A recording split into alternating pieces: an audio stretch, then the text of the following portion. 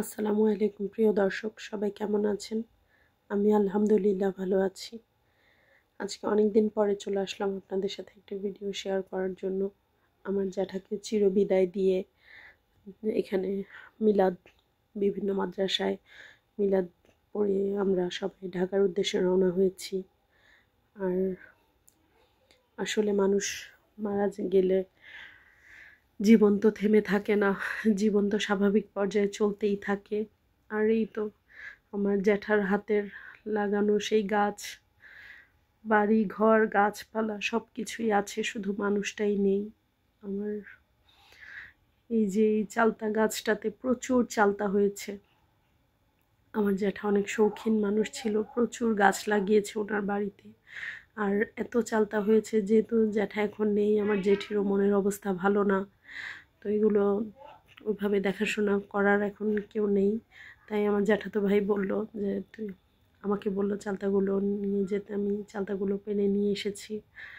আর জিনিসটা দেখে আরও বেশি খারাপ লাগছে যে মানুষটা নেই, মানুষটার হাতে স্মৃতি সব কিছুই আছে। যাই হোক, এই তো আমি আসলে অনেকগুলো চালতা নিয়ে এসেছিলাম, কিন্তু মনটা ভালো ছিল না, যার কারণে ওইভাবে শেয়ার করা হয়নি। আমি 20টা চালতা এনেছিলাম, আর এখানে তো কয়েকটা দেখা যাচ্ছে। আর এই যে এখানে চালতাগুলো কেটে নিয়েছি। আর অনেক দিন আসলে ভিডিও দিচ্ছি না, বা মনটাও ভালো নেই, যার কারণে আমি কিছু কিছু ভিডিও, এই আচারের ভিডিও করে রেখেছিলাম, সেটাই আপনাদের সাথে শেয়ার করলাম। আমি আচার বানানোর পুরো প্রসেসটা ওইভাবে শেয়ার করছি না। সবাই আসলে আমার মনের অবস্থাটা বুঝতে পারছেন আশা করি।